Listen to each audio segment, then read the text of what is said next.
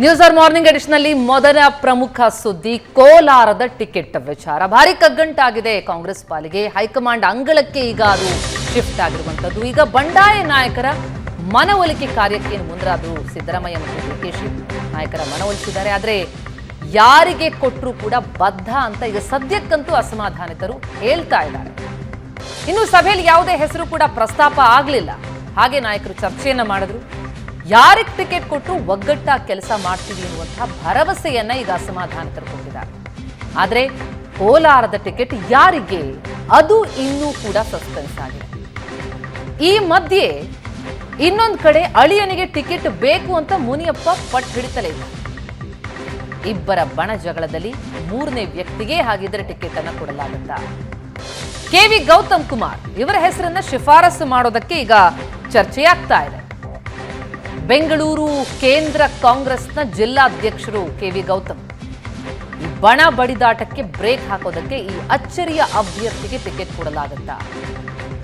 ಎರಡೂ ಬಣಕ್ಕೆ ಒಪ್ಪಿಗೆಯಾಗಬೇಕು ಅಂತಹ ಹೆಸರನ್ನ ಶಿಫಾರಸು ಮಾಡೋದಕ್ಕೆ ಚಿಂತನೆಯಾಗಿದೆ. ಕೆವಿ ಗೌತಮ್ ಹೆಸರು ಕೇಳಿ ಬರ್ತಾ ಇದೆ. ಯಾರಿಗೆ ಕೊಡ್ತಾರೆ, ಅದಕ್ಕೆ ಎರಡೂ ಬಣಗಳು ಹೇಗೆ ರಿಯಾಕ್ಟ್ ಮಾಡ್ತವೆ, ಇದು ಈಗ ಬಹಳ ಕುತೂಹಲಕ್ಕೆ ಕಾರಣ ಆಗಿರುವಂಥದ್ದು. ದೃಶ್ಯಗಳಲ್ಲಿ ನೋಡ್ತಾ ಇದ್ದೀವಿ. ಅಸಮಾಧಾನಿತರನ್ನೆಲ್ಲ ಕರೆದು ಮಾತನಾಡಿದ್ರು ಸಿಎಂ. ಒಂದು ಹಂತಕ್ಕೆ ಬಂಡಾಯ ನಾಯಕರ ಮನವೊಲಿಕೆ ಮಾಡಿದ್ದಾರೆ. ಮುನಿಯಪ್ಪ ಅವರ ಅಳಿಯನಿಗೆ ಟಿಕೆಟ್ ಕೊಟ್ಟರೆ ನಾವು ರಾಜೀನಾಮೆ ಕೊಡ್ತೀವಿ ಅಂತ ರಾಜೀನಾಮೆ ಪತ್ರ ಹಿಡಿದು ಹೋದಂತಹ ಈ ನಾಯಕರುಗಳು ನಂತರ ಬೈರತಿ ಸುರೇಶ ಮಧ್ಯಸ್ಥಿಕೆಯಲ್ಲಿ ಇಲ್ಲ ಅದನ್ನು ವಿಧೇಳ್ ಮಾಡ್ತಾ ಇದ್ದೀವಿ, ಮಾತನಾಡೋಣ ಅಂತ ಹೇಳಿದ್ದಕ್ಕೆ ವಾಪಸ್ ತೆಗೆದುಕೊಳ್ತಾರೆ ಆ ನಿರ್ಧಾರವನ್ನ. ಈಗ ಅವರ ಬಂಡಾಯವನ್ನ ಶಮನಗೊಳಿಸುವಂತಹ ಒಂದು ಪ್ರಯತ್ನ ಆಗಿದೆ. ಆದರೆ ಅಭ್ಯರ್ಥಿ ಯಾರು ಅನ್ನೋದೇ ಕುತೂಹಲ. ಕಾಂಗ್ರೆಸ್ ನಾಯಕರಿಗೆ ಕೋಲಾರ ಟಿಕೆಟ್ ಹಂಚಿಕೆ ಅನ್ನುವಂಥದ್ದು ಬಹಳ ದೊಡ್ಡ ಸವಾಲಾಗ್ಬಿಟ್ಟಿದೆ. ಸಚಿವ ಕೆಎಚ್ ಮುನಿಯಪ್ಪ ಜೊತೆಗೂ ಕೂಡ ಸಿಎಂ ಡಿಸಿಎಂ ಸಭೆ ನಡೆಸಿದ್ರು. ಕೋಲಾರ ಟಿಕೆಟ್ ವಿಚಾರವಾಗಿ ವಿಸ್ತೃತ ಚರ್ಚೆಯಾಯಿತು. ತಮ್ಮ ಅಳಿಯ ಚಿಕ್ಕ ಪೆದ್ದಣ್ಣಗೆ ಟಿಕೆಟ್ ಕೊಡಬೇಕು ಅನ್ನೋದು ಮುನಿಯಪ್ಪ ಅವರ ಪಟ್ಟು. ಖರ್ಗೆ ಕೂಡ ಚಿಕ್ಕ ಪೆದ್ದಣ್ಣ ಅವರಿಗೆ ಟಿಕೆಟ್ ಕೊಡುವಂತಹ ಭರವಸೆ ಕೊಟ್ಟಿದ್ದಾರೆ. ಒಂದೊಮ್ಮೆ ಅಳಿಯ ಚಿಕ್ಕ ಪೆದ್ದಣ್ಣ ಅವರಿಗೆ ಟಿಕೆಟ್ ಕೊಟ್ಟರೆ ನಾನು ಗೆಲ್ಲಿಸ್ಕೊಂಡು ಬರ್ತೀನಿ, ಇದು ಮುನಿಯಪ್ಪ ಮಾತು. ಕೋಲಾರ ಟಿಕೆಟ್ ವಿಚಾರವಾಗಿ ಅನಗತ್ಯವಾದಂತಹ ಗೊಂದಲವನ್ನ ಸೃಷ್ಟಿಸ್ತಾ ಇದ್ದಾರೆ ಅಂತ ಸಿಎಂ ಮುಂದೆ ಡಿಸಿಎಂ ಮುಂದೆ ಸಚಿವ ಕೆಎಚ್ ಮುನಿಯಪ್ಪ ತಮ್ಮ ಅಸಮಾಧಾನವನ್ನ ತೋರ್ಕೊಂಡಿದ್ದಾರೆ. ಅಂದ್ರೆ ಜಿಲ್ಲೆಯ ಶಾಸಕರು ಸಚಿವರ ಅಭಿಪ್ರಾಯ ಕೂಡ ಮುಖ್ಯ ಆಗತ್ತೆ ಅನ್ನೋದನ್ನ ಸಿಎಂ ಡಿಸಿಎಂ ತಿಳಿಸಿದ್ದಾರೆ. ಹೀಗಾಗಿ ಜಿಲ್ಲೆಯ ಸಚಿವರು ಶಾಸಕರನ್ನ ಒಪ್ಪಿಸುವಂತೆ ಹೇಳಿದ್ದಾರೆ ಸಿಎಂ ಡಿಸಿಎಂ. ಇವತ್ತು ನಾವೆಲ್ಲ ಮಾತಾಡಿದಂತಹ ಸಂಧಾನ ಸಭೆ ಯಶಸ್ವಿಯಾಗಿದೆ. ನಮ್ಮ ಶಾಸಕರು ಏನು ಹೇಳಿದ್ದಾರೆ ಅಂದರೆ, ಮುಖ್ಯಮಂತ್ರಿ ಮತ್ತು ಉಪಮುಖ್ಯಮಂತ್ರಿ ಹಾಗೂ AICC ಏನು ತೀರ್ಮಾನ ತಗೋತದೆ ಹೈಕಮಾಂಡ್ ತೀರ್ಮಾನಕ್ಕೆ ನಾವೆಲ್ಲ ಬದ್ಧರಾಗಿರ್ತೀವಿ.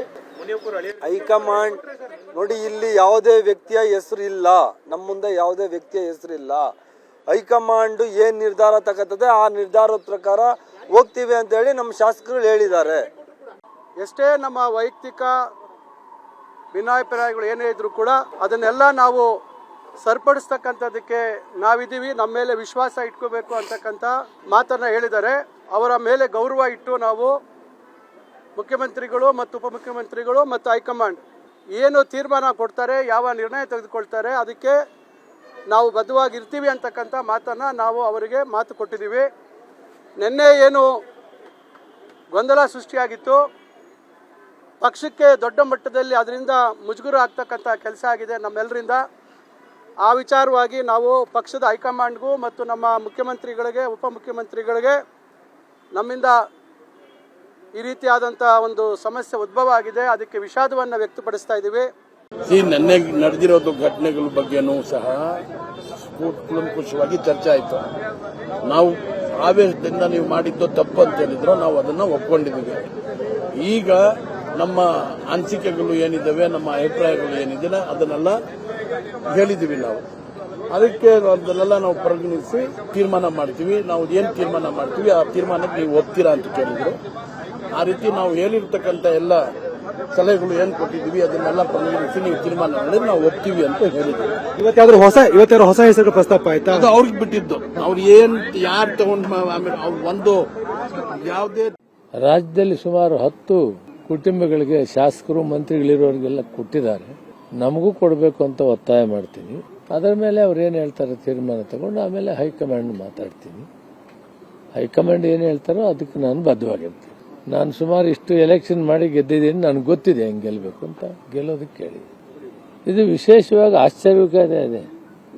ಯಾರೂ ನಿಜವಾಗಿ ರಾಜೀನಾಮೆ ಕೊಡಲ್ಲ. ರಾಜೀನಾಮೆ ಕೊಡೋ ನಾಟಕ ಪ್ರಾರಂಭ ಆಗಿದೆ. ಡ್ರಾಮಾ ಅದು. ಭಯ. KH ಮುನಿಯಪ್ಪನವ್ರಿಗೆ ಸೀಟ್ ಕೊಟ್ರೆ ಹೇಗೋ ಮಾಡಿ ಗೆದ್ಕೊಂಬತ್ತಾರೆ. ಯಾಕೆ ಕೊಟ್ಟಿದ್ದಾರೆ ಏನೋ ಮುಖ್ಯಮಂತ್ರಿಗಳೇ ತಿಳ್ಕೊಳ್ತಾರೆ. ಈಗ ಅದಕ್ಕೆ ಸೂತ್ರಧಾರ ಯಾರು, ನೀವೇ ಹಿಡಿಬೇಕು ಯಾರನ್ನಂತ ನನಗೆ ಗೊತ್ತಾಗ್ತಾ ಇಲ್ಲ. ಮುಖ್ಯಮಂತ್ರಿಗಳನ್ನ ಮಾತಾಡಿದ ಮೇಲೆ ನಿಮ್ಮ ಜೊತೆಯಲ್ಲಿ ಮಾತಾಡ್ತೀನಿ. 40 ವರ್ಷ ರಾಜಕೀಯ ಮಾಡಿ 30 ವರ್ಷ ಪಾರ್ಲಿಮೆಂಟ್ ಮೆಂಬರ್ ಇದ್ದು ನನಗೆ 10 ವರ್ಷ ಮಂತ್ರಿ ಮಾಡಿದೆ ಕಾಂಗ್ರೆಸ್ ಪಾರ್ಟಿ. ಹೈಕಮಾಂಡ್ ಬಿಟ್ಟಿದ್ದೀವಿ. ಅವ್ರು ಯಾರಿಗೆ ಕೊಟ್ಟರು ಕೂಡ ಕಾಂಗ್ರೆಸ್ ಗೆಲ್ಲಬೇಕು. 2 ಕ್ಷೇತ್ರದಲ್ಲಿ ಚಿಕ್ಕಬಳ್ಳಾಪುರ, ಕೋಲಾರ ಅಂತ ಗೆಲ್ಲಬೇಕು. ರಾಮಾಯಣ ಮಾಡಿಲ್ಲ. ನ್ಯಾಚುರಲ್ ಆಗಿ ಅವರೊಂದು ಗುಂಪು ಹೇಳ್ತಾರೆ, ಒಬ್ಬರು ಹೇಳ್ತಾರೆ ಅಷ್ಟೇ. ಅದು ಇತ್ಯರ್ಥ ಆಗಿಲ್ಲ. ಎಲ್ಲ ಬಗೆಹರಿದವೆ, ಅದು ಬಗೆಹರಿತದೆ. ಯಾಕಂದರೆ 10 ಜನಕ್ಕೆ ಕೊಡಲಿಲ್ಲ ಕರ್ನಾಟಕ BJP ಅವರು, ಅವರೆಲ್ಲ ಪರಿಣಾಮ ಬೀರಲ್ವಾ? ಬೀರಲ್ವೇನಪ್ಪ? ಬರೀ ನಮ್ಮನ್ನೇ ಪರಿಣಾಮ ಬೀರ್ತೀನಿ ಅಂತ ಕೇಳ್ತೀವಿ. ಈಗ ಜಿಲ್ಲೆಯವರ ಅಭಿಪ್ರಾಯ ಕೇಳಿ ತೀರ್ಮಾನ ಮಾಡ್ತೀವಿ ಬಿಡಿ. ಎಲ್ಲ ಅವ್ರು ಕಲ್ಪನೆ ಮಾಡಿಕೊಂಡು ಗಾಬರಿ ಮಾಡ್ಕೊಂಡಿದ್ದಾರೆ ಅಷ್ಟೇ. ಯಾವ ಟಿಕೆಟು ಅನೌನ್ಸ್ ಮಾಡಿಲ್ಲ. ಇವತ್ತು ಕೂತ್ಕೊಂಡು ಮಾತಾಡ್ತೀವಿ. ಎಲ್ಲ ಪಾರ್ಟಿ ಲೈನಲ್ಲಿ ಇರಬೇಕು. ಪಾರ್ಟಿ ಶಿಸ್ತಿನ ಪ್ರಯಾರಿಟಿ. ಮುನಿಯಪ್ಪ ಹೇಳ್ತಾರೆ ಸಾಂಪ್ರದಾಯಿಕವಾಗಿ ಕೊಟ್ಟಂತೆ ಎಡಗೈ ಸಮುದಾಯಕ್ಕೆ ಕೊಡಬೇಕು ಅಂತ. ಅದನ್ನೆಲ್ಲ ಆಯಿತು, ನಮ್ಗೆ ಗೊತ್ತಿದೆ ಯಾರು ಕೊಡಬೇಕು ಅಂತ. ಮುನಿಯಪ್ಪನವ್ರು ಸೀನಿಯರ್ ಲೀಡ್ರಿ, ಅವ್ರ ಅಡ್ವೈಸು ನಾವು ಗಮನಿಸೋಣ. ಬೇರೆಯವ್ರ ಅಡ್ವೈಸು, MLA ಅಡ್ವೈಸು ಗಮನಿಸೋಣ.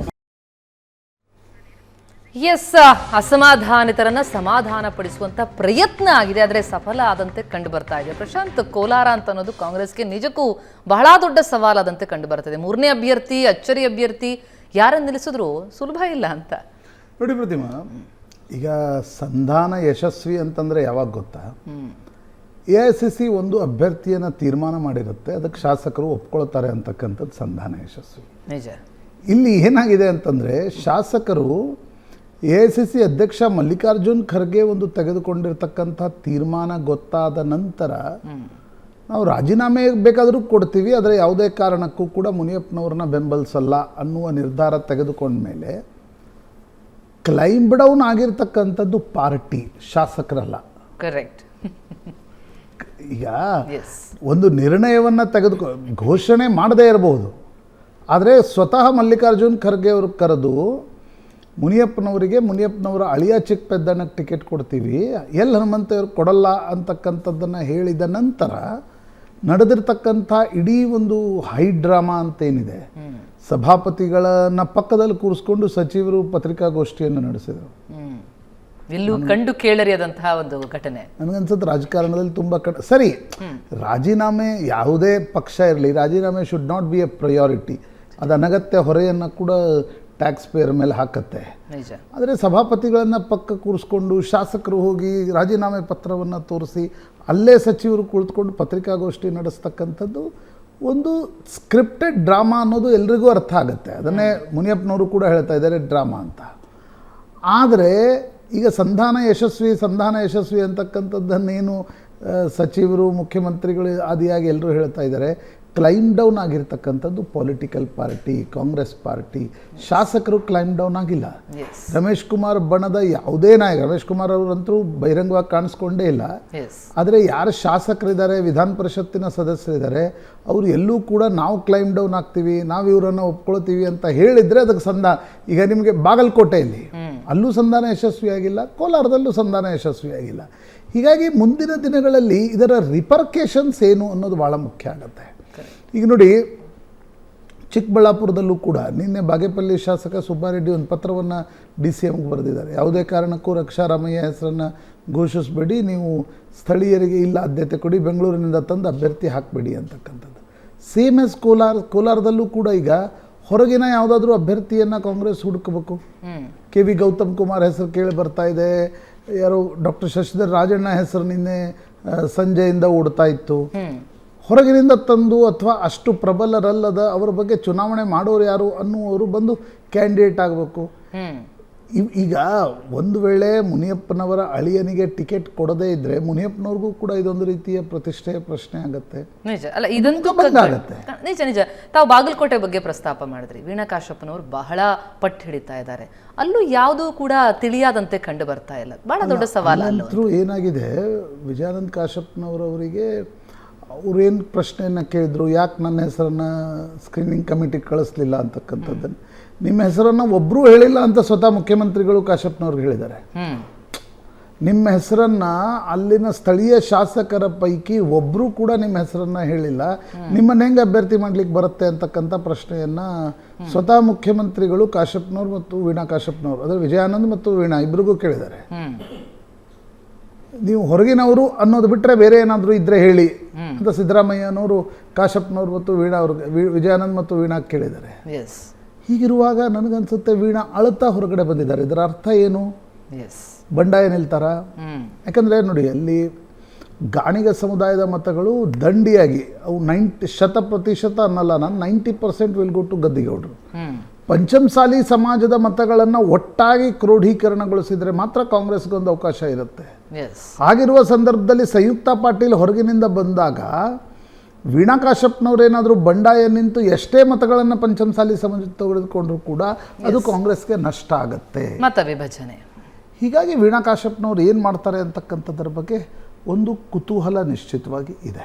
ನಿಜ. ಬಹುಶಃ ಎರಡೂ ಕಡೆಗಳಲ್ಲೂ ಕೂಡ ಈ ಸಮಸ್ಯೆಗಳು ಎದ್ದು ಕಾಣ್ತಾ ಇದೆ. ಸಮಾಧಾನ ಪಡಿಸುವ ಪ್ರಯತ್ನ ಆಗಿರ್ಬೋದು, ಆದರೆ ಯಶಸ್ವಿಯಾದಂತೆ ಕಂಡು ಬರ್ತಾ ಇಲ್ಲ ಅಂತ ಅನ್ನೋದು. ಟಿಕೆಟ್ ವಿಚಾರದ ನಂತರ ಇರುವಂಥದ್ದು ಬಂಡಾಯ ಹಲವು ಕಡೆಗಳಲ್ಲಿ. ಆದರೆ ಈ ಮಧ್ಯೆ ಮೈತ್ರಿ ಆಯಿತು ಬಿಜೆಪಿ ಮತ್ತು JDS ನಡುವೆ ಅಂದಾಕ್ಷಣ ಕುತೂಹಲ ಮೂಡಿಸಿದ್ದೆ ಮಂಡ್ಯ ಕ್ಷೇತ್ರ. ಯಾಕಂದ್ರೆ ಸುಮಲತಾ ಅಂಬರೀಶ್ ಏನ್ ಮಾಡ್ತಾರೆ? JDS ಪಾಲಾಗಿದೆ ಮಂಡ್ಯ. ಸೈಲೆಂಟ್ ಪಾಲಿಟಿಕ್ಸ್ ಅವರಿಂದ ರಾಜಕೀಯ ನಡೆ ತಿಳಿಸ್ತಾ ಇಲ್ಲ, ಮೌನವಾಗಿದ್ದಾರೆ. ಹಾಗಿದ್ರೆ ಏನ್ ಮಾಡ್ತಾರೆ? ಪಕ್ಷೇತರರಾಗಿ ಏನಾದರೂ ನಿಲ್ತಾರ ಅಥವಾ ಮೈತ್ರಿ ಧರ್ಮ ಪಾಲನೆ ಮಾಡ್ತಾರ? 18 ದಿನಗಳಿಂದ ಮಂಡ್ಯಕ್ಕೂ ಕೂಡ ಬಂದಿಲ್ಲ ಸುಮಲತಾ. ಬೆಂಗಳೂರಿನಲ್ಲಿ ರಾಜಕೀಯ ನಡೆ ಬಗ್ಗೆ ಪ್ಲಾನ್ ಮಾಡ್ತಾ ಇದ್ದಾರೆ. ಹಿತೈಷಿಗಳಿಂದ, ಅತ್ಯಾಪ್ತರಿಂದ ಅಭಿಪ್ರಾಯವನ್ನ ಸಂಗ್ರಹಿಸ್ತಾ ಇದ್ದಾರೆ. ಮತ್ತೊಂದು ಕಡೆ ಬಿಜೆಪಿ ರಾಜ್ಯ ನಾಯಕರ ಭೇಟಿಯ ನಿರೀಕ್ಷೆ, ವಿಶ್ವಾಸಕ್ಕೆ ತೆಗೆದುಕೊಳ್ಳುವಂತಹ ನಿರೀಕ್ಷೆಯಲ್ಲಿದ್ದಾರೆ ಸುಮಲತಾ. ಅನಿವಾರ್ಯ ಇದ್ರೆ ಸುಮಲತಾ ಭೇಟಿಗೆ ಸಿದ್ಧ ಅಂತ HDK ಕೂಡ ಹೇಳಿದ್ದಾರೆ. HDK ಭೇಟಿಯಾಗಿ ಒಂದೊಮ್ಮೆ ಸಹಕಾರವನ್ನ ಕೇಳಿದ್ರೆ ಆಗ ಅವರು ಮೈತ್ರಿ ಬೆಂಬಲಿಸುವಂತಹ ನಿರ್ಧಾರಕ್ಕೆ ಬರ್ತಾರ. ತಮ್ಮ ಮುಂದಿನ ರಾಜಕೀಯ ಭವಿಷ್ಯಕ್ಕಾಗಿ ಬಹಳ ಎಚ್ಚರಿಕೆಯ ಹೆಜ್ಜೆಯನ್ನ ಸುಮಲತಾ ಇಡ್ತಾ ಇರುವಂಥದ್ದು. ನಾಳೆ ಒಂದು ಸಭೆ ನಡೆಸ್ತಾ ಇದ್ದಾರೆ, ತಮ್ಮ ಬೆಂಬಲಿಗರ ಸಭೆ. ಆ ಸಭೆಯ ಬಳಿಕ ಸುಮಲತಾ ರಾಜಕೀಯ ನಡೆ ಏನು ಅನ್ನೋದು, ಆ ಬೆಂಬಲಿಗರ ಸಭೆಯಲ್ಲೇ ನಾಳೆ ಮಧ್ಯಾಹ್ನ 2:30ಕ್ಕೆ ಏನು ಬೆಂಗಳೂರಿನ ನಿವಾಸದಲ್ಲಿ ಸಭೆ ಇದೆ, ಅಲ್ಲಿ ಅಂತಿಮ ತೀರ್ಮಾನ ಪ್ರಕಟ ಆಗುವಂತಹ ನಿರೀಕ್ಷೆ ಇರುವಂಥದ್ದು. ಪ್ರಶಾಂತ್, ಬಹಳ ಕುತೂಹಲ ಮೂಡಿಸ್ತಾ ಇರುವಂಥದ್ದು ಮಂಡ್ಯ. ಯಾಕಂದರೆ JDS ಪಾಲಾಗಿದೆ, ಆದರೆ ಸುಮಲತಾ ಅವರ ನಡೆ ಇನ್ನೂ ಕೂಡ ನಿಗೂಢ ಆಗಿದೆ. ಅವರ ಬಳಿ ಭಾರಿ ಆಪ್ಷನ್ ಇದೆ ಅಂತಲ್ಲ, ಆದರೆ ಅವರು ನಿಜಕ್ಕೂ ಮನಸ್ಸು ಮಾಡಿದ್ರೆ ಕೆಲವೊಂದು ತೊಡಕುಗಳನ್ನಂತೂ ಮೈತ್ರಿಗೆ ನಿರ್ಮಾಣ ಮಾಡ್ಬೋದು ಅಂತ ಪರಿಸ್ಥಿತಿ ಇದೆಯಾ? ಸುಮಲತಾ ಏನು ಮಾಡ್ಬೋದು? Prathima, politics is also a game of public perception. ಈಗ ನಿಮ್ಮ ನಡುವಿನ ಸಂಬಂಧಗಳು ಹೇಗಿವೆ ಅನ್ನೋದು ನಿಮಗೆ ಮಾತ್ರ ಗೊತ್ತಿರುತ್ತೆ. ಆದರೆ ಬಹಿರಂಗವಾಗಿ ಕಾಣಿಸ್ಕೊಂಡಾಗ, ಬಹಿರಂಗವಾಗಿ ಮಾತನಾಡುವಾಗ ನೀವು ಪರ್ಸೆಪ್ಷನ್ ಏನು ಡೆವಲಪ್ ಮಾಡ್ತಿದ್ದೀರಿ ಅನ್ನೋದು ಪಾಲಿಟಿಕ್ಸ್ನಲ್ಲಿ ಭಾಳ ಮುಖ್ಯ ಆಗುತ್ತೆ. ಕಳೆದ ಬಾರಿ ನಿಖಿಲ್ ಕುಮಾರಸ್ವಾಮಿ ಅವರಿಗೆ ಮುಖ್ಯಮಂತ್ರಿಯಾಗಿ ಕುಮಾರಸ್ವಾಮಿ ಟಿಕೆಟ್ ಕೊಟ್ಟಾಗ ರೇವಣ್ಣನವರು ಆಡಿದ ಅನವಶ್ಯಕ ಮಾತುಗಳು ಸುಮಲತಾ ಅವರ ಪ್ರಸ್ತುತತೆಯನ್ನು ಮಂಡ್ಯದಲ್ಲಿ ಹೆಚ್ಚಿಸಿದರು. ಒಬ್ಬ ಇಲ್ಲವಾದಲ್ಲಿ ಇತ್ತೀಚಿನ ದಿನಗಳಲ್ಲಿ ಪಕ್ಷೇತರ ಅಭ್ಯರ್ಥಿಗೆ ಎರಡೂ ರಾಷ್ಟ್ರೀಯ ಪಕ್ಷಗಳು, BJP ಬಹಿರಂಗವಾಗಿ ಬೆಂಬಲ ಕೊಡ್ತು, ಕಾಂಗ್ರೆಸ್ ಆಂತರಿಕವಾಗಿ ಬೆಂಬಲ ಕೊಡ್ತು. ಈ ಎರಡೂ ರಾಷ್ಟ್ರೀಯ ಪಕ್ಷಗಳು ಒಬ್ಬ ಪಕ್ಷೇತರ ಅಭ್ಯರ್ಥಿಗೆ ಬೆಂಬಲವನ್ನು ಕೊಟ್ಟಿದ್ದು ಕ್ವಚಿತ, ಆ ರೀತಿಯ ಉದಾಹರಣೆಗಳಿಲ್ಲ. ಆದರೆ ಕಳೆದ ಬಾರಿ ರೇವಣ್ಣನವರು ಆಡಿದ ಮಾತು, ಒಬ್ಬ ಹೆಣ್ಣಿನ ಬಗ್ಗೆ ತೀರ ಕೆಳಮಟ್ಟದ ಮಾತುಗಳನ್ನು ಆಡಿದಾಗ ಪಬ್ಲಿಕ್ ಅದಕ್ಕೆ ರೆಸ್ಪಾಂಡ್ ಮಾಡ್ತು. ಸುಮಲತಾ ದೊಡ್ಡ ಅಂತರದಲ್ಲಿ ಗೆದ್ದರು. ಸುಮಲತಾ ತುಂಬ ಒಳ್ಳೆ ಆರ್ಟಿಕ್ಯುಲೇಷನ್ ಇರ್ತಕ್ಕಂಥ ಒಬ್ಬ ಮಹಿಳಾ ರಾಜಕಾರಣಿ. ಅವರ ಒಟ್ಟಾರೆ ನಡೆನುಡಿಯಲ್ಲಿ ಯಾವುದೇ ರೀತಿಯಾಗಿರ್ತಕ್ಕಂಥ ನಿಮಗೆ ವಿವಾದಕ್ಕೆ ಆಸ್ಪದ ಇರಲ್ಲ. ಅವರ ಮಾತಿನಲ್ಲೇ, ಅಂದರೆ ತುಂಬ ಕಡಿಮೆ ರಾಜಕಾರಣಿಗಳು ಕರ್ನಾಟಕದಲ್ಲಿದ್ದಾರೆ. ಒಂದು ಮಾತಾಡೋದೇ ಇಲ್ಲ, ಇನ್ನು ಮಾತಾಡಿದರೆ ವಿವಾದ ಅನ್ನೋ ರೀತಿ ಇದ್ದಾರೆ. ಆದರೆ ಸುಮಲತಾ ಅದರ ಮಧ್ಯೆ ಭಿನ್ನ, ಒಂದು ಬಿಲೀವೇಬಲ್ ಅನ್ನುವಂಥ ಕ್ಯಾಂಡಿಡೇಟ್ ಡೆಫಿನೆಟ್ಲಿ. ಆದರೆ ಈ ಬಾರಿ ಏನಾಗಿದೆ ಅಂತಂದರೆ ನೋಡಿ, ಈ ಬಾರಿ ಕಾಂಗ್ರೆಸ್ಗೆ ಸುಮಲತಾ ಅವರನ್ನು ಕರೆದುಕೊಳ್ಳೋ ಮನಸ್ಸಿಲ್ಲ. ಅದು ಮನಸ್ಸು ಇಲ್ಲದೇ ಇರುವ ಅದರಲ್ಲೂ ಡಿ ಕೆ ಶಿವಕುಮಾರ್ಗೆ ಸುಮಲತಾ ಅವರನ್ನ ಪಾರ್ಟಿಗೆ ಕರ್ಕೊಳ್ಳೋ ಬಗ್ಗೆ ಆಸಕ್ತಿ ಇದ್ದಂತಿಲ್ಲ. ಆ ಕಾರಣದಿಂದಲೇ ಸುಮಲತಾ BJPಗೆ ಸಪೋರ್ಟ್ ಮಾಡುವ ತೀರ್ಮಾನವನ್ನು ವಿಧಾನಸಭಾ ಚುನಾವಣೆಯಲ್ಲಿ ತೆಗೆದುಕೊಂಡ್ರು. ಸುಮಲತಾಗಿರ್ತಕ್ಕಂಥ ಆಪ್ಷನ್ ಒಂದು BJPಯಿಂದ ನಿಲ್ಲಬೇಕು ಅಥವಾ ಪಕ್ಷೇತರರಾಗಿ ಮುಂದುವರಿಬೇಕು. BJP ಯಾವಾಗ JDS ಜೊತೆ ಮೈತ್ರಿ ಮಾಡ್ಕೊಳ್ತೋ ಆಗಿನಿಂದಲೇ BJP ನೋಡಿ, ಅದು ಒಂದು BJPದು ಒಂದು ಸ್ಟ್ರಾಟಜಿ ಅಂತ ನನಗನ್ಸುತ್ತೆ.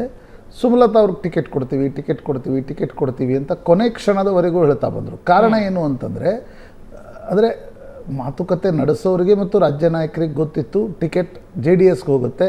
ಯಾಕಂದರೆ ಮಂಡ್ಯ ಬಿಟ್ಟು ಯಾವುದೇ ಮೈತ್ರಿಗೆ JDSಗೂ ಅರ್ಥ ಇಲ್ಲ. ಅಲ್ಲಿನ ಕಾರ್ಯಕರ್ತರು ಕೇಳ್ತಾರೆ, ಮಂಡ್ಯ ಬಿಟ್ಟು ಏನು ರೀ ಮೈತ್ರಿ ಮಾಡ್ಕೊಂಡ್ರಿ, ಕೋಲಾರ ಹಾಸನಕ್ಕೆ ಮೈತ್ರಿ ಮಾಡ್ಕೋಬೇಕಿತ್ತ, ಹಾಸನ ನಿಮ್ಮದೇ ಕ್ಷೇತ್ರ, ಅದು ಯಾವಾಗ BJP ಬಳಿ ಇತ್ತು, ಕೋಲಾರದಲ್ಲಿ ಒಬ್ಬ BJP ಶಾಸಕ ಅಲ್ಲ, ಅಲ್ಲಿಗೆ ಮೈತ್ರಿ ಮಾಡ್ಕೊಳಕ್ಕೆ ನೀವು ಇಷ್ಟು ಬಾರಿ ದಿಲ್ಲಿಗೆ ಯಾಕೆ ಓಡಾಡಬೇಕಿತ್ತು ಅಂತ JDS ಕಾರ್ಯಕರ್ತರು ಕೇಳ್ತಾರೆ.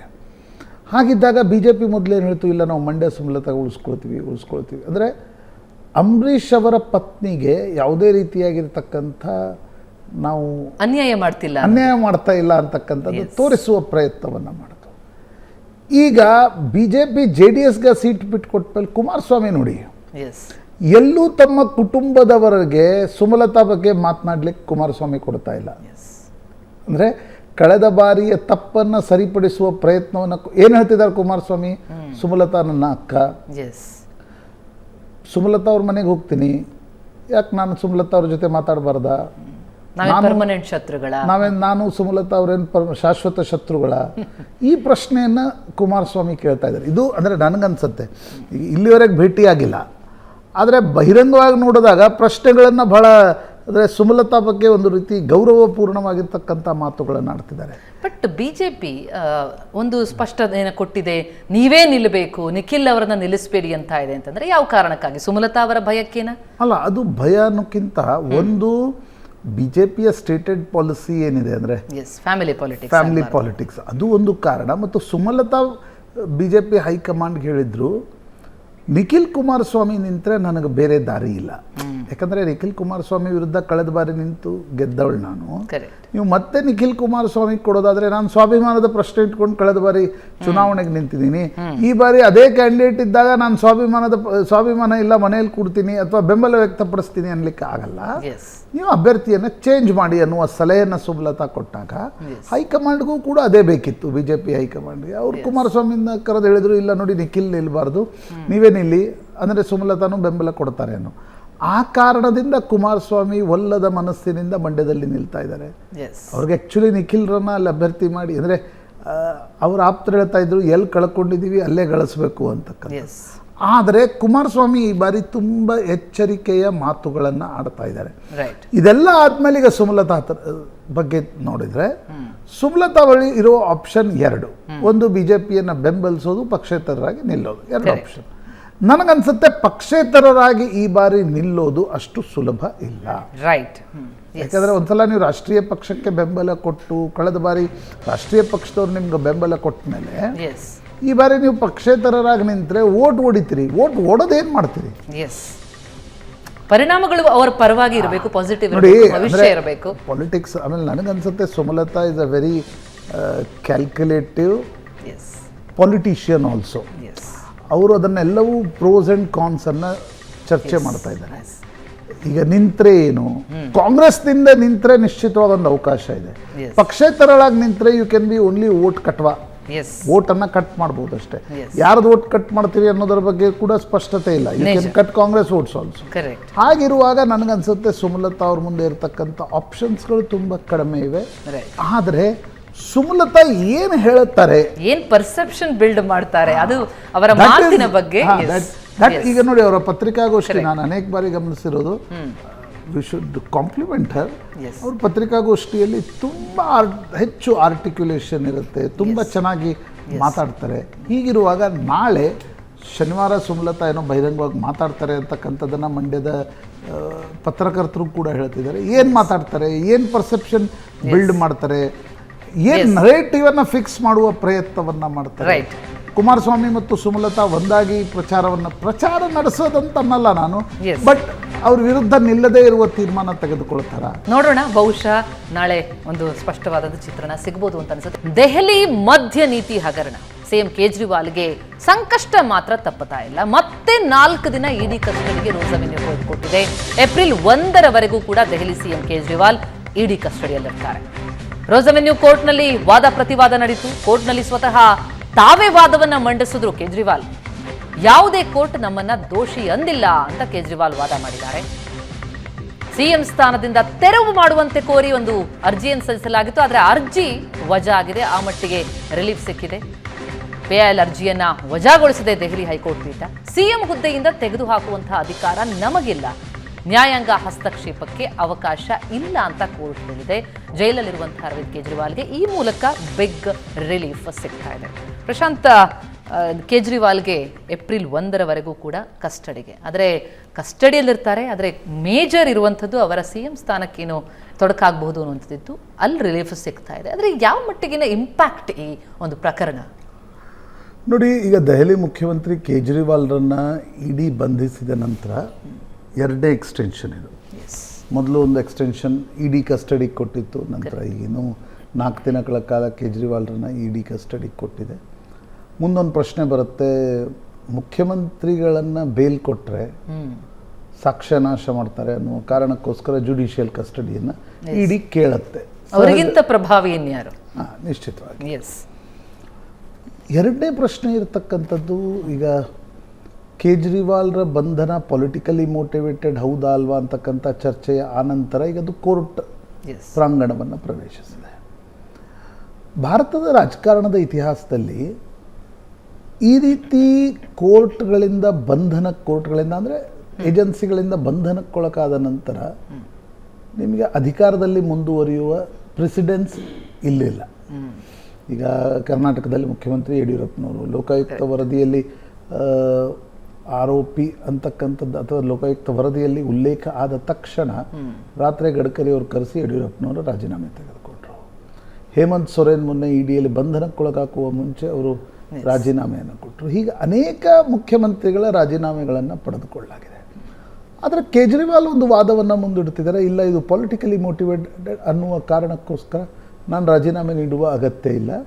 ಕೋರ್ಟಿಂದಲೇ 2-3 ಆರ್ಡರ್ಗಳನ್ನು ಕಳಿಸಿದ್ದಾರೆ. ಕೋರ್ಟಿಂದಲೇ ಅಧಿಕಾರವನ್ನು ನಡೆಸ್ತಕ್ಕಂಥ ಪ್ರಯತ್ನ ಮಾಡ್ತಾ ಇದ್ದಾರೆ. ನೋಡಿ, ನಾನು ಕೇಜ್ರಿವಾಲ್ರ ಅಂದರೆ ಎಲ್ಲೂ ಸಂವಿಧಾನದಲ್ಲಿ ಈ ರೀತಿ ಆದಾಗ ನೀವು ರಾಜೀನಾಮೆ ಕೊಡಬೇಕು, ಜೈಲಿಂದ ನಡೆಸಬಾರ್ದು ಅಂತಕ್ಕಂಥದ್ದಿಲ್ಲ. ಆದರೆ ಒಂದು ಪರಂಪರೆ ಇರುತ್ತೆ. ಯಾಕಂದರೆ ನೋಡಿ, ಒಬ್ಬ ಸಾಮಾನ್ಯ ಗುಮಾಸ್ತಾ ಇದ್ದಾನೆ ಅಂತ ಅಂದ್ಕೊಳ್ಳೋಣ ಸರ್ಕಾರಿ ಕಚೇರಿಯಲ್ಲಿ. ಈಗ ಆತನ ಮೇಲೆ ಒಂದು ಆರೋಪವನ್ನು ಹೊರಿಸಲಾಗತ್ತೆ, ಒಂದು ಎನ್ಕ್ವೈರಿ ಕೂಡಿಸಲಾಗತ್ತೆ, ಅರೆಸ್ಟ್ ಆಯಿತು ಅಂತ ಅಂದ್ಕೊಳ್ಳೋಣ ಲೋಕಾಯುಕ್ತ. ಸರ್ಕಾರ ಏನು ಕ್ರಮ ತೆಗೆದುಕೊಳ್ಳುತ್ತೆ? ಸಸ್ಪೆಂಡ್ ಮಾಡುತ್ತೆ ಆತನ್ನು. ಕರೆಕ್ಟ್. ಮುಖ್ಯಮಂತ್ರಿ ವಿರುದ್ಧ ಈಗೊಂದು ಆರೋಪ ಇದೆ. ನಾನೀಗ ಆರೋಪದಲ್ಲಿ ಸತ್ಯಾಸತ್ಯತೆ ಇದು ಇಲ್ವೋ court has to decide. No one. ಈಗ ನಾನು ಇಲ್ಲಿ ಕುತ್ಕೊಂಡು ಒಂದು ಮಾತಾಡ್ಬೋದು, ಇನ್ನೊಬ್ಬರು ಒಂದು ಪ್ರತಿವಾದವನ್ನು ಮಂಡಿಸ್ಬೋದು. ಆದರೆ ಪ್ರೆಸಿಡೆನ್ಸ್ ಏನಾಗುತ್ತೆ ಅಂತಕ್ಕಂಥದ್ರ ಬಗ್ಗೆ ನೈತಿಕತೆ, ನಾನು ನೈತಿಕತೆ ಅನ್ನಲ್ಲ, ನೋಡಿ ಏನಾಗಬಹುದು ಅಂತ ಹೇಳ್ತೇನೆ. ಸರಿಯಪ್ಪ, ಕೇಜ್ರಿವಾಲ್ ಪ್ರಾಮಾಣಿಕವಾಗಿರ್ತಕ್ಕಂಥ ಅವ್ರದ್ದೊಂದು ಇಮೇಜ್ ಇದೆ. ಅವ್ರು ಮಾಡಿದಾರೋ ಇಲ್ವೋ ಗೊತ್ತಿಲ್ಲ, ಅದರಲ್ಲಿ ಮುಖ್ಯಮಂತ್ರಿಗಳ ಇನ್ವಾಲ್ವ್ಮೆಂಟ್ ಎಷ್ಟಿದೆ ಇದು ನಾಳೆ ಇನ್ವೆಸ್ಟಿಗೇಷನ್ ಏಜೆನ್ಸಿಯ ಚಾರ್ಜ್ ಶೀಟ್ಗಳು ಮತ್ತು ಕೋರ್ಟ್ಗಳ ತೀರ್ಪುಗಳ ಮೇಲೆ ಅವಲಂಬಿತ ಆಗಿರುತ್ತೆ. ನಾಳೆ ಇನ್ನೊಬ್ಬನು ಬರ್ತಾನೆ, ಈ ರೀತಿ ಇನ್ನೊಂದು ಯಾವುದೋ ರಾಜ್ಯದಲ್ಲಿ ಒಂದು ಪ್ರಕರಣ ಆಗತ್ತೆ. ಆತ ಹೇಳ್ತಾನೆ, ಕೇಜ್ರಿವಾಲ್ ರಾಜೀನಾಮೆ ಕೊಟ್ಟಿಲ್ರಿ, ನಾನು ಯಾಕೆ ರಾಜೀನಾಮೆ ಕೊಡಬೇಕು, ನಾನು ಹೀಗೆ ಮುಂದುವರಿತೀನಿ.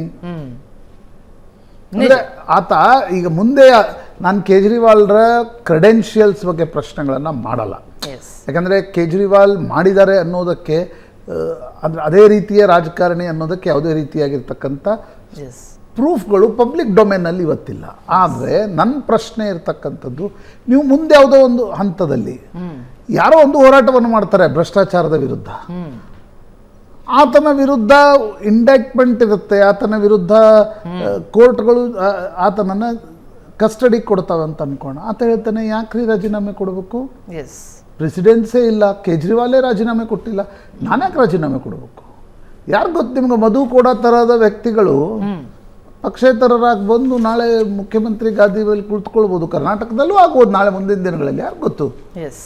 ಆಗ ನೀವು ರಾಜೀನಾಮೆಯನ್ನು ಕೊಡದೆ ಹೋದರೆ ಏನು ಪ್ರೆಸಿಡೆನ್ಸ್ ಸೆಟ್ ಆಗುತ್ತೆ. ಯಾಕೆ ಪರಂಪರೆಗಳನ್ನು ಕೆಲವೊಂದು ಪಾಲಿಸ್ಬೇಕಾಗತ್ತೆ ಅಂತಂದರೆ, ಎಸ್ ಸರಿ ನಮ್ಮ ವಿರುದ್ಧ ಏನಿಲ್ಲ ಅನ್ನೋದನ್ನು ನಾವು ಗಟ್ಟಿಯಾಗಿ ಹೇಳ್ತಾ ಇದ್ದಾರೆ ಕೇಜ್ರಿವಾಲ್. ಸರಿ, ಹಾಗಿದ್ದಲ್ಲಿ ನೀವು 1 ತಿಂಗಳು 2 ತಿಂಗಳ ಕಾಲ ಮತ್ತೊಬ್ಬರಿಗೆ ಮುಖ್ಯಮಂತ್ರಿ ಸ್ಥಾನವನ್ನು ಕೊಟ್ಟು ನಿಮ್ಮ ಪ್ರಕರಣದಲ್ಲಿ ಕ್ಲೀನಾಗಿ ಬನ್ನಿ. ಹಠ ಯಾಕೆ ಎನ್ನುವಂತ ಒಂದು ಪ್ರಶ್ನೆ ಹಠ ಪ್ರಶ್ನೆ ಅಲ್ಲ ಪ್ರತಿಮಾ, ಭ್ರಷ್ಟಾಚಾರದ ವಿರುದ್ಧದ ಆಂದೋಲನವನ್ನು ನಡೆಸ್ಕೊಂಡು ಬಂದಿರತಕ್ಕಂಥ ಅರವಿಂದ್ ಕೇಜ್ರಿವಾಲ್ ಹಾಗಿದ್ರೆ ಮನೀಶ್ ಸಿಸೋಡಿಯಾ ರಾಜೀನಾಮೆಯನ್ನು ಯಾಕೆ ಪಡೆದ್ರಿ? ಮನೀಶ್ ಸಿಸೋಡಿಯಾ ರಾಜೀನಾಮೆಯನ್ನು? ಈಗ ಇನ್ನೊಬ್ರು ಇದ್ದಾರಲ್ಲ, ಅವರು ಸತ್ಯೇಂದ್ರ ಜೈನ್ ರಾಜೀನಾಮೆಯನ್ನು ಯಾಕೆ ಪಡೆದ್ರಿ ಮಂತ್ರಿ ಸ್ಥಾನದಿಂದ? ಅಂದರೆ ನಾನು ಕೇಳ್ತಕ್ಕಂಥ ಪ್ರಶ್ನೆ, ನೀವು ಏನು ಪರಂಪರೆಯನ್ನು ಸೆಟ್ ಮಾಡಲಿಕ್ಕೆ ಹೊರಟಿದ್ದೀರಿ? ನೋಡ್ರಿ, ಈಗ ಯಡಿಯೂರಪ್ಪನವ್ರ ಆರೋಪ ಏನಿತ್ತು ಅವರದೇ ಸರ್ಕಾರದ ವಿರುದ್ಧ, ಲೋಕಾಯುಕ್ತರ ರಿಪೋರ್ಟ್ ಇಸ್ ಪೊಲಿಟಿಕಲಿ ಮೋಟಿವೇಟೆಡ್ ಅಂತಕ್ಕಂಥದ್ದನ್ನು ಹೇಳ್ತಾರೆ. ಅಂದರೆ ಇವತ್ತು ಹೇಮಂತ್ ಸೊರೇನ್ ಆರೋಪ ಏನಿದೆ, BJPಯ ದಿಲ್ಲಿ ಸರ್ಕಾರ ಕುಳಿತುಕೊಂಡು EDಯನ್ನು ಕಳಿಸ್ತಾ ಇದೆ ಅಂತಕ್ಕಂಥದ್ದು. ನೀವು ಯಾವ ರಾಜಕಾರಣಿ ಪೊಲಿಟಿಕಲ್ ಮೋಟಿವೇಟೆಡ್ ಹೇಳಿಕೆಯನ್ನು ಕೊಡಲ್ಲ? ಪ್ರಶ್ನೆ ಇರ್ತಕ್ಕಂಥದ್ದು what precedence you are setting ಅಂತ. ಯಾಕೆ ಜೈನ್ ಹವಾಲಾ ಹಗರಣದಲ್ಲಿ ಬರೀ ಯಾವುದೋ ಒಂದು ಡೈರಿಯಲ್ಲಿ LK ಅಂತ ಬಂದ ತಕ್ಷಣ ಲಾಲ್ ಕೃಷ್ಣ ಅಡ್ವಾಣಿ 96ರ ಚುನಾವಣೆಯನ್ನು ನಿಲ್ಲಲ್ಲ ಅಂತಕ್ಕಂಥದ್ದನ್ನು ಘೋಷಣೆ ಮಾಡಿದ್ರು. ನೀವು ಆ ನೈತಿಕ ಪರಂಪರೆಯನ್ನು, ನಾನು ಅದನ್ನು ನೈತಿಕ ಅಂತಲೂ ಕರೆಯಲ್ಲ, ಒಂದು ಪ್ರೆಸಿಡೆನ್ಸ್ ಅನ್ನು ಅದನ್ನು ಸೆಟ್ ಮಾಡದೆ ಹೋದರೆ ಸರಿ. ನನಗೆ ಕೇಜ್ರಿವಾಲ್ರ ಬಗ್ಗೆ ನನಗೆ ಅಂದರೆ ವೈಯಕ್ತಿಕವಾಗಿ ಅನಿಸುತ್ತೆ ಆತ ಒಬ್ಬ ಪ್ರಾಮಾಣಿಕ ರಾಜಕಾರಣಿ. ಆದರೆ ನೀವೊಂದು ಪ್ರಕರಣದಲ್ಲಿ, ಒಂದು ಪಾಲಿಸಿಯಲ್ಲಿ ಸರ್ಕಾರಕ್ಕೆ ನಷ್ಟ ಉಂಟು ಮಾಡಿದ್ದೀರಿ ಅಂತ ನಿಮ್ಮದೇ ಚೀಫ್ ಸೆಕ್ರೆಟರಿ ರಿಪೋರ್ಟ್ ಕೊಟ್ಟು LG CBIಗೆ ಆರ್ಡರ್ ಮಾಡಿದ ಮೇಲೆ ಇಡಿ ನಿಮ್ಮ ಮೇಲೆ ಕೇಸ್ ಹಾಕ್ತಿದೆ ಅನ್ನುವಾಗ ನೀವು ರಾಜೀನಾಮೆಯನ್ನು ಕೊಡದೆ ಸರ್ಕಾರವನ್ನು ನಡೆಸ್ತೀರಿ ಅನ್ನೋದಾದರೆ, ನಾಳೆ ಇನ್ನೊಬ್ಬವ ಶುದ್ಧ ಭ್ರಷ್ಟಾಚಾರಿಯೇ ಮುಖ್ಯಮಂತ್ರಿ ಸ್ಥಾನದಲ್ಲಿ ಎಲ್ಲೋ ಬಂದು ಕುಳಿತುಕೊಳ್ತಾನೆ ಅಂದ್ಕೋಣ, ಆತ ಯಾಕೆ ರಾಜೀನಾಮೆ ಕೊಡ್ತಾನೆ? ಆತ ರಾಜೀನಾಮೆ ಕೊಡೋಲ್ಲ, ಆದಂತಾನೆ ಇಲ್ಲ. ನಾಳೆ ಆದರೆ ಇವತ್ತು ಗೊತ್ತಿಲ್ಲ ನಿಮ್ಮ ದೇಶದಲ್ಲಿ ಏನೇನು ಪರಿಸ್ಥಿತಿ ಮುಂದೆ ಬರ್ಬೋದು. ಬಹುಶಃ ಎಲ್ಲ ಅವರವರ ಲಾಭ ನಷ್ಟಗಳನ್ನಷ್ಟೇ ನೋಡ್ಕೊಳ್ಳುವ 20 ಶಾಸಕರನ್ನ ಇಟ್ಕೊಂಡಿರ್ತಕ್ಕಂಥ ಒಬ್ಬ ಮಂತ್ರಿ ಬರ್ತಾನ್ರಿ. ಕರೆಕ್ಟ್. ನಾನು ರಾಜೀನಾಮೆ ಕೊಡಲ್ಲ, ನಾನು ಯಾವುದೇ ಕಾರಣಕ್ಕೂ ರಾಜೀನಾಮೆ ಕೊಡಲ್ಲ, ನನಗೆ ಶಾಸಕರ ಬೆಂಬಲ ಇದೆ, ನಾನು ಮಂತ್ರಿಯಾಗಿ ಮುಂದುವರಿತೀನಿ, ಜೈಲಿನಲ್ಲಿ ಕುಳಿತುಕೊಂಡು ಮಂತ್ರಿಯಾಗಿ ಮುಂದುವರಿತೀನಿ ಅಂತ ಹೇಳ್ತಾನೆ. ಆಗೇನು ಮಾಡ್ತೀರಿ? ಎಸ್, ನೋಡೋಣ. ಇದು ಭ್ರಷ್ಟಾಚಾರದ ವಿರುದ್ಧ ದನಿ ಎತ್ತಿ ರಾಜಕಾರಣಕ್ಕೆ ಬಂದ ನಂತರ ನೀವು ಈ ಪ್ರಕರಣವನ್ನ, ನಾನು ಇದರಲ್ಲಿ ಕ್ಲೀನ್ ಆಗಿ ಬರ್ತೀನಿ, ಅಲ್ಲಿವರೆಗೆ ಒಬ್ರು ಯಾರನ್ನಾದ್ರೂ ಮುಖ್ಯಮಂತ್ರಿಯನ್ನೇ, ನನಗೆ ಗೊತ್ತಿದೆ ಅದು ಯಾಕೆ ಹಂಗೆ ಅನ್ನಲ್ಲ ಅಂತಂದ್ರೆ, ಈ ಸದಾನಂದ ಗೌಡರು ಏನು ಮಾಡಿದ್ರು ಯಡಿಯೂರಪ್ಪನವ್ರಿಗೆ? ಏನು ಮಾಡಿದ್ರು? ಸ್ಥಾನ ಒಮ್ಮೆ ಸಿಕ್ಕ ಮೇಲೆ ಅಧಿಕಾರ ಬಿಟ್ಟು ಕೊಡುವಂತ. ಮುಂಬೈಗೆ ಹೋದ್ರು, ಪತ್ರಕರ್ತರು ಕೇಳಿದ್ರು ಯಡಿಯೂರಪ್ಪನವ್ರ ಮೇಲೆ ಕೇಸ್ ಖುಲಾಸೆ ಆಗಿದೆ, ಏನು ಹೇಳ್ತೀರಿ? ಇನ್ನೂ ಸುಪ್ರೀಂ ಕೋರ್ಟ್ ಇದೆ ಅಲ್ಲ ಅಂತ ಕೇಳಿ. ಅಂದ್ರೆ ಈ ಹೆದರಿಕೆ ರಾಜಕಾರಣದಲ್ಲಿ ಇರುತ್ತೆ. ಕುರ್ಚಿ ಬಿಟ್ಟು ಕೊಡೋದು ಅಷ್ಟು ಸುಲಭ ಅಲ್ಲ. ಕೆಲ ಪರಂಪರೆಗಳನ್ನ ಪಾಲಿಸಬೇಕು. ನಿಜ ನಿಜ. ಮಹಾ ವಿಕಾಸ್ ಅಘಾಡಿಯಲ್ಲಿ ಮತ್ತೆ ಬಿಕ್ಕಟ್ಟು ಮೂಡಿದೆ. ಮಹಾರಾಷ್ಟ್ರದ ಟಿಕೆಟ್ ಹಂಚಿಕೆ ವಿಚಾರವಾಗಿ ಅಸಮಾಧಾನ ಭುಗಿಲೆದಿದೆ. ಏಕಾಏಕಿ ಶಿವಸೇನೆ ಉದ್ಧವ್ ಬಣ ಟಿಕೆಟ್ ಅನ್ನ ಘೋಷಿಸಿದೆ. 16 ಜನರ ಲಿಸ್ಟ್ ಅನ್ನ ಬಿಡುಗಡೆ ಮಾಡಿದೆ. ಮುಂಬೈನ 4 ಕ್ಷೇತ್ರ ಸೇರಿದಂತೆ ಒಟ್ಟು 16 ಕ್ಷೇತ್ರಗಳ ಟಿಕೆಟ್ ಅನ್ನ ಉದ್ಧವ್ ಬಣ ಅನೌನ್ಸ್ ಮಾಡಿದ್ದು. ಉದ್ಧವ್ ಠಾಕ್ರೆ ಬಣದ ಈ ನಡೆ ಕಾಂಗ್ರೆಸ್ನ ಅಸಮಾಧಾನ ಕಾರಣ. ಏಕಪಕ್ಷೀಯವಾಗಿ ಟಿಕೆಟ್ ಅನೌನ್ಸ್ ಮಾಡ್ತು ಅಂತ ಆಕ್ಷೇಪ ವ್ಯಕ್ತ ಆಗ್ತಾ ಇದೆ. ಲಿಸ್ಟ್ ಬಗ್ಗೆ ಕಾಂಗ್ರೆಸ್ ಮುಖಂಡ ಸಂಜಯ್ ನಿರುಪಮ್ ಆಕ್ರೋಶ ಕೂಡ ವ್ಯಕ್ತಪಡಿಸಿದ್ದಾರೆ. ಮುಂಬೈ ವಾಯುವ್ಯ ಕ್ಷೇತ್ರದ ಆಕಾಂಕ್ಷಿಯಾಗಿದ್ರು ಸಂಜಯ್ ನಿರುಪಮ್. ಮಹಾರಾಷ್ಟ್ರ ನಿಜಕ್ಕೂ ಕೂಡ ಬಹಳ ದೊಡ್ಡ ಬಿಕ್ಕಟ್ಟನ್ನ ಕಾಣ್ತಾ ಇರುವಂಥದ್ದು. ಈ ಪ್ರಶಾಂತ್, ಇದು ನಿರೀಕ್ಷಿತ ಅಂತ ಅನಿಸುತ್ತೆ. ಆ ಬಿಕ್ಕಟ್ಟಿನ ಸುಳಿವು ಆರಂಭದಲ್ಲಿ ಸಿಕ್ಕಿತ್ತ ಮಹಾರಾಷ್ಟ್ರದಲ್ಲಿ ಆಗ್ತಾ ಇಲ್ಲ? ಮಹಾರಾಷ್ಟ್ರ ವಿಕಾಸ್ ಅಘಾಡಿಯಲ್ಲೂ ಬಿಕ್ಕಟ್ಟಿದೆ. ಈ ಕಡೆ ಮಹಾಯುತಿ ಅಂದ್ರೆ NDAದಲ್ಲೂ ಕೂಡ ಸಮಸ್ಯೆಗಳು ತುಂಬಾ ಇವೆ, ಅಲ್ಲೂ ಕೂಡ ಟಿಕೆಟ್ ಅನೌನ್ಸ್ ಆಗ್ತಾ ಇಲ್ಲ. ಮೊನ್ನೆ ಸಂಜೆ ಏಕಾಏಕಿ ಉದ್ಧವ್ ಠಾಕ್ರೆ ಏನು ಮಾಡಿದ್ರು, ಮುಂಬೈ ನಾರ್ತ್ ಈಸ್ಟ್ ಸೀಟ್ ಏನಿದೆ ಅಲ್ಲಿ ಗಜಾನನ್ ಕೀರ್ತಿಕರ್ ಭಾಳ ವರ್ಷಗಳ ಕಾಲ ಅವರು ಸಂಸದರಾಗಿದ್ದವರು, ಸಂಜಯ್ ನಿರುಪಮ್ರನ್ನ ಸೋಲಿಸಿದರು. ಉದ್ಧವ್ ಠಾಕ್ರೆ ಬಣ ಅಲ್ಲಿ ಇನ್ನೊಬ್ಬ ಕೀರ್ತಿಕರ್ಗೆ ಟಿಕೆಟ್ ಕೊಟ್ಟಾಗ ಸಂಜಯ್ ನಿರುಪಮ್ ಬಹಿರಂಗವಾಗಿ ಬಂದು ಹೇಳಿದರು, ಕೋವಿಡ್ ಸಂದರ್ಭದಲ್ಲಿ ಏನು ಉತ್ತರ ಭಾರತೀಯರು ತಮ್ಮ ರಾಜ್ಯಕ್ಕೆ ಮರಳಿ ಹೋಗ್ತಾ ಇದ್ದರು, ಆವಾಗ ಮಹಾರಾಷ್ಟ್ರದ ಸರ್ಕಾರ ಖಿಚಡಿ ವ್ಯವಸ್ಥೆಯನ್ನು ಮಾಡಿತ್ತು. ಆ ಖಿಚಡಿಯಲ್ಲೂ ದುಡ್ಡು ಕೇಳಿದರು ಖಿಚಡಿ ಮಾಡೋರ ಬಳಿ, ಅಂದರೆ ಕಾಂಟ್ರಾಕ್ಟರ್ಸ್ ಬಳಿ. ಈಗ ಖಿಚಡಿ ಚೋರ್ಗೆ ಟಿಕೆಟ್ ಕೊಡೋದನ್ನು ನಾನು ಒಪ್ಪಲ್ಲ ಅಂತ ಸಂಜಯ್ ನಿರುಪಮ್ ಮಾಡಿದರು. ಶರದ್ ಪವಾರ್ ಸ್ವತಃ ಹೇಳಿದರು, ಇಲ್ಲ ನೋಡಿ ಶಿವಸೇನೆಯವರು ಏಕಪಕ್ಷೀಯವಾಗಿ ಟಿಕೆಟ್ ಘೋಷಣೆ ಮಾಡಿರೋದು ಸರಿಯಲ್ಲ. 3 ಪಕ್ಷಗಳು ಕುಳಿತು ಎಷ್ಟು ಸೀಟ್ ಹಂಚಿಕೆ ಆಗಿವೆ ಅನ್ನೋದನ್ನು ಜನರಿಗೆ ಹೇಳಿ ಟಿಕೆಟ್ ಘೋಷಣೆ ಮಾಡಬೇಕಿತ್ತು ಅಂತಕ್ಕಂಥದ್ದು. ಆದರೆ ಉದ್ಧವ್ ಠಾಕ್ರೆ ಏಕಾಏಕಿ ನಂದು 17 ಕ್ಷೇತ್ರ ಇವೆ, ನಾನು 17 ಕ್ಷೇತ್ರಕ್ಕೆ ಅನ್ನೋದನ್ನು ಘೋಷಣೆ ಮಾಡಿಬಿಟ್ಟಿದ್ದಾರೆ. ಈಗ ಅವ್ರ ಬಳಿ ಹಾಲಿ ಸಂಸದರೆಲ್ಲರೂ ಕೂಡ ಏಕನಾಥ್ ಶಿಂದೆ ಜೊತೆಗಿದ್ದಾರೆ. ಸಾಂಗ್ಲಿಯಲ್ಲಿ ಕೂಡ ಒಂದು ರೀತಿಯ ತುಂಬ ಅಸಮಾಧಾನ ಸಾಂಗ್ಲಿ ಕೊಲ್ಲಾಪುರ ಕ್ಷೇತ್ರದ ಬಗ್ಗೆ ಕೂಡ ಇದೆ. ಯಾಕಂದರೆ ಅಲ್ಲಿ NCP ಹೇಳ್ತಾ ಇತ್ತು ಅದು ನಮ್ಮ ಸೀಟು, ಕಾಂಗ್ರೆಸ್ ಹೇಳ್ತಾ ಇತ್ತು ಅದು ಸಾಂಗ್ಲಿ ನಮ್ಮ ಸೀಟು, ಕೊಲ್ಲಾಪುರ ನಮ್ಮದು ಅನ್ನೋದು NCP ಹೇಳ್ತಾ ಇದ್ರು ಕೂಡ ಉದ್ಧವ್ ಠಾಕ್ರೆ ಚರ್ಚೆ ಮಾಡದೆ ಏಕಪಕ್ಷೀಯವಾಗಿ ಘೋಷಣೆ ಮಾಡಿಬಿಟ್ಟಿದ್ದಾರೆ. ಮೈತ್ರಿ ಮುರಿಲಿಕ್ಕಿಲ್ಲ, ಆದರೆ ಈ ರೀತಿಯ ಘೋಷಣೆಗಳಿಂದಾಗಿ ಮೈತ್ರಿಯಲ್ಲಿ ಒಂದು ಸಾಮಂಜಸ್ಯ ಅಂತ ಏನಿರುತ್ತೆ ಅದು ಅದರ ಅಥವಾ ಸಮನ್ವಯ ಅದು ಹೊರಟು ಹೋಗ್ಬಿಡುತ್ತೆ. Same in NDA also. Navneet Rana ಕನ್ನಡದಲ್ಲಿ ಒಂದು ಪಿಕ್ಚರ್ ಆಕ್ಟ್ ಮಾಡಿರ್ಬೇಕು ಅವರು. ನವನೀತ್ ರಾಣಾ ಅಮರಾವತಿಯಿಂದ ಪಕ್ಷೇತರ ಸಂಸದೆ ಆಗಿದ್ರು. ಹನುಮಾನ್ ಚಾಲೀಸಾ ಹೋರಾಟ ಏನು ಉದ್ಧವ್ ಠಾಕ್ರೆ ವಿರುದ್ಧ ನಡೆಸಿದ್ರು, ನವನೀತ್ ರಾಣಾಗೆ ಅಮರಾವತಿಯಿಂದ ಟಿಕೆಟ್ ಕೊಟ್ಟಿದೆ ಅದು BJP. ಮೊನ್ನೆ ಗೋವಿಂದ್ ಕಾರಜೋಳರ ಜೊತೆಗೆ ಆ ಟಿಕೆಟ್ ಕೂಡ ಘೋಷಣೆ ಆಯಿತು. ಅದು ಶಿವಸೇನಾ ಏಕನಾಥ್ ಶಿಂದೆ ಬಣದಲ್ಲಿ ಒಂದು ರೀತಿಯಾಗಿರ್ತಕ್ಕಂಥ ದೊಡ್ಡ ಅಸಮಾಧಾನಕ್ಕೂ ಕೂಡ ಕಾರಣ ಆಗ್ತಾ ಇದೆ. ನಾರಾಯಣ ರಾಣೆ ಅವರ ಹೆಸರನ್ನು ರತ್ನಗಿರಿಯಿಂದ ಘೋಷಣೆ ಮಾಡಿರ್ತಕ್ಕಂಥದ್ದು. ಅಲ್ಲಿ ಶಿವಸೇನೆಯ ಸಂಸದರೇ ಇದ್ದಾರೆ. ಈಗ ಅವ್ರು ಏನು ಮಾಡಬೇಕು ಅಂತಕ್ಕಂಥ ಒಂದು ಪ್ರಶ್ನೆ ಬರುತ್ತೆ. ಬಿಜೆಪಿ ಈ ನಿರ್ಧಾರಕ್ಕೂ ಕಾರಣ ಏನು ಅನ್ನೋದು ಒಂದು ಪ್ರಶ್ನೆ ಮೂಡುತ್ತೆ. ಯಾಕಂದ್ರೆ ಒಂದು ಮೈತ್ರಿ ಅಂತ ಮಾಡ್ಕೊಂಡ್ಮೇಲೆ ಅವ್ರನ್ನ ವಿಶ್ವಾಸ ತೆಗೆದುಕೊಳ್ಳೋ ಪ್ರಯತ್ನ ಮಾಡ್ತಿಲ್ವಾ? ಇಲ್ಲ, ಏನಾಗೋದು ಪ್ರತಿಮಾ, ಇಲ್ಲಿ ನೋಡಿ, ಇಲ್ಲಿ 2 ಪಕ್ಷಗಳಿವೆ. ಇಲ್ಲಿ BJP JDS. ಇಲ್ಲೇ ನಿಮ್ಗೆ ಟಿಕೆಟ್ ಹಂಚಿಕೆ ಸುಗಮವಾಗಿ ನಡೀಲಿಲ್ಲ. ಇಲ್ಲೇನಾಯಿತು, ಕುಮಾರಸ್ವಾಮಿ ಏಕಪಕ್ಷೀಯವಾಗಿ 3 ಹೆಸರುಗಳನ್ನು ಘೋಷಿಸಿದ ನಂತರ BJP ಒಪ್ಕೊಂತು, ಹೌದು ಕೋಲಾರ ಕೊಡ್ತೀವಿ, ಹಾಸನ ಕೊಡ್ತೀವಿ, ಮಂಡ್ಯ ಕೊಡ್ತೀವಿ. ಯಾಕಂದರೆ ಅದಕ್ಕೆ ವ್ಯತಿರಿಕ್ತವಾಗಿ ಹೇಳಿಕೆ ನೀಡಿದರೆ ಮೈತ್ರಿ ಮುರಿದು ಬೀಳ್ತಾ ಇತ್ತು. ಅಲ್ಲಿ 4 ಪಕ್ಷ ಇವೆ. ಏಕನಾಥ್ ಶಿಂದೆ ಬಣ ಇದೆ, BJP ಇದೆ, ಅಜಿತ್ ದಾದಾ ಪವಾರ್ ಬಣ ಇದೆ, ರಾಜ್ ಠಾಕ್ರೆ ಒಬ್ಬರನ್ನ ಕರ್ಕೊಂಡು ಬಂದಿದ್ದಾರೆ. ಆ 4ರನ್ನ ಮ್ಯಾನೇಜ್ ಮಾಡಬೇಕಲ್ಲ. ಆಮೇಲೆ ಈಗ ಹಳೆ ಸೀಟ್ಗಳು ಯಾರ ಬಳಿ ಇದ್ವು ಆ ಸೀಟ್ಗಳನ್ನು ಅವ್ರು ಕೇಳ್ತಾ ಇದ್ದಾರೆ. ಹೀಗಿರುವಾಗ ಈಗ ರಾಜ್ ಠಾಕ್ರೆನ ಕರ್ಕೊಂಡು ಬಂದು BJP ತನ್ನ ಕಿಟ್ಟಿಯಿಂದ ಅವ್ರಿಗೆ ಟಿಕೆಟ್ ಅನ್ನ ಕೊಡಬೇಕಾಗತ್ತೆ. ಹೀಗಾಗಿ ಸಾಕಷ್ಟು ಗೊಂದಲಗಳು ಮಹಾರಾಷ್ಟ್ರದಲ್ಲಿವೆ. ಮಹಾರಾಷ್ಟ್ರ ಒಂದು ರಾಜ್ಯ ನೋಡಿ ಪ್ರತಿಮಾ, ಸರ್ವೆಗಳು ಕೂಡ ಹೀಗೆ ಆಗತ್ತೆ ಅನ್ನೋದನ್ನ ಹೇಳಲಿಕ್ಕೆ ಸಾಧ್ಯ ಆಗ್ತಾ ಇಲ್ಲ. ಕೆಲ ಸರ್ವೆಗಳು ಮಹಾವಿಕಾಸ್ ಅಘಾಡಿಗೆ ಹೆಚ್ಚು ಸೀಟ್ ಬರ್ತವೆ ಅಂತ ಹೇಳ್ತಾ ಇವೆ, ಕೆಲ ಸರ್ವೆಗಳು NDA ಸ್ವೀಪ್ ಮಾಡ್ತೇವೆ ಅಂತಕ್ಕಂಥದ್ದು ಹೇಳ್ತಾ ಇವೆ.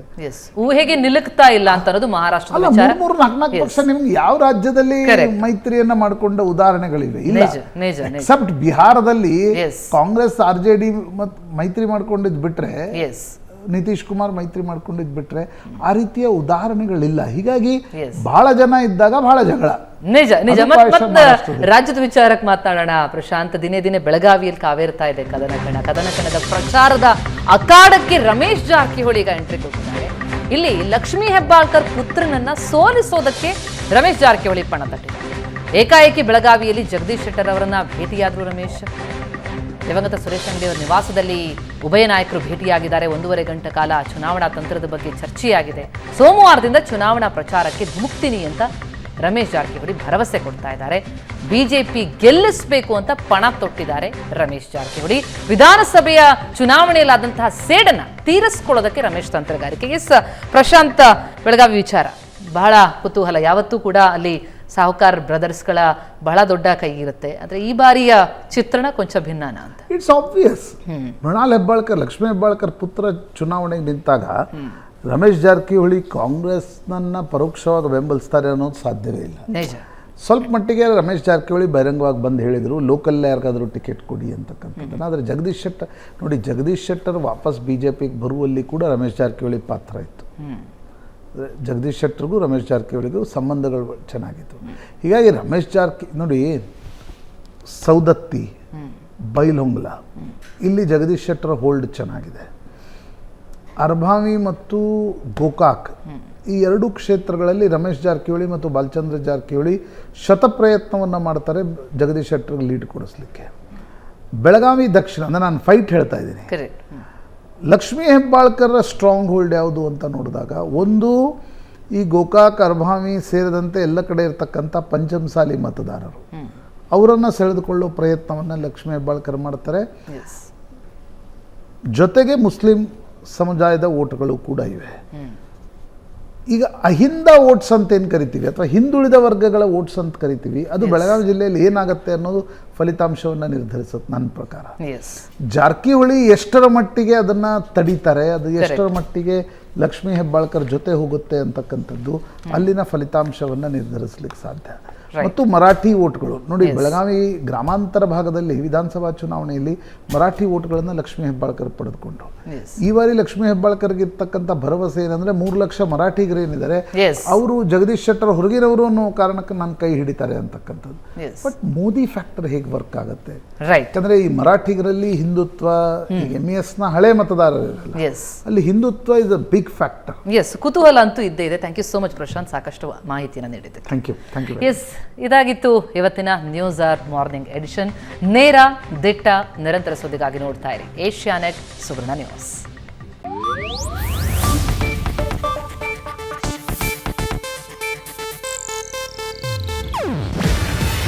ಇದು ಏಷ್ಯಾನೆಟ್ ನ್ಯೂಸ್ ನೆಟ್ವರ್ಕ್ ಪ್ರಸ್ತುತಿ.